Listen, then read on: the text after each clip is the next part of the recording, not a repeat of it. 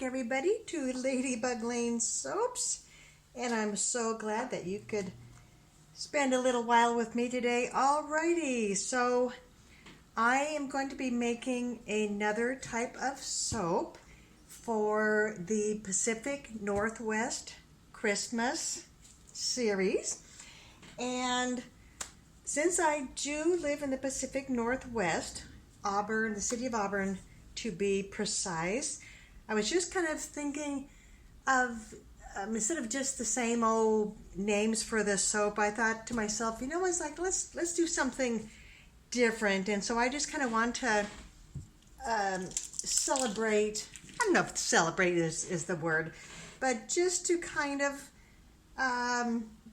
name these soaps after different places in Washington, whether it be some island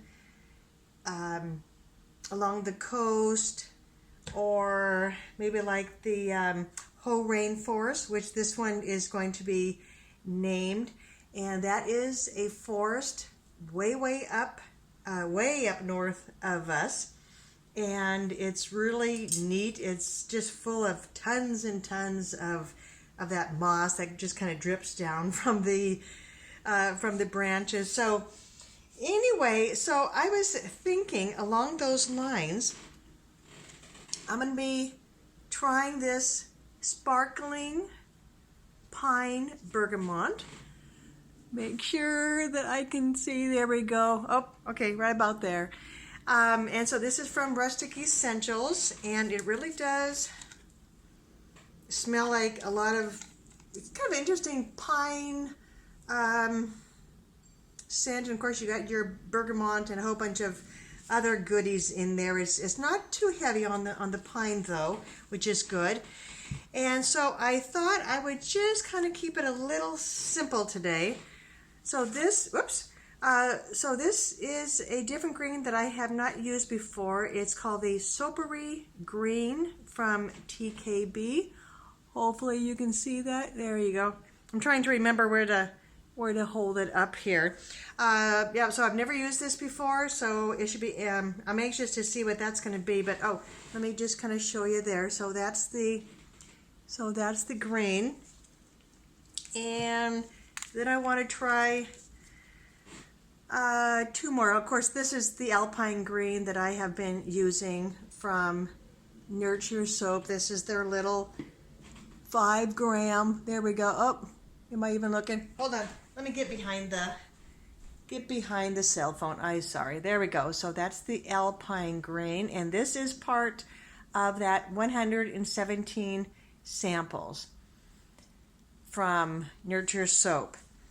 And this one, another 5 gram sample that is in that 117 sample set. So I don't know how you pronounce that. Celadon Green, and I've never used that before. I don't know if it's probably not picking up too well. Have no idea what color that's going to be.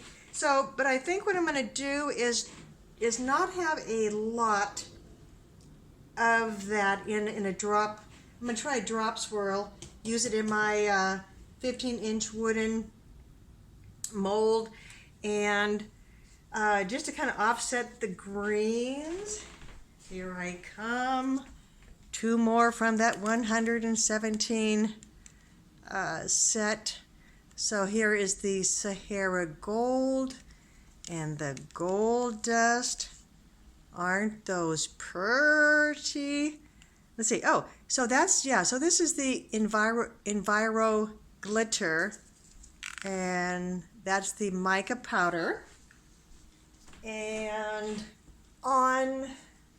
so I'm going to try to put these clear, low sweat, clear melt and pour balls on the top. And I think I used what did I use for that? Oh, yeah, that was the Gold Dust. The Gold Dust mica. Aren't those pretty? So, yep, so hopefully that this will behave itself. And like I say, I've never used this sparkling pine bergamot before, so I have no idea how it's going to behave. So, without further ado, let's have some fun, gang.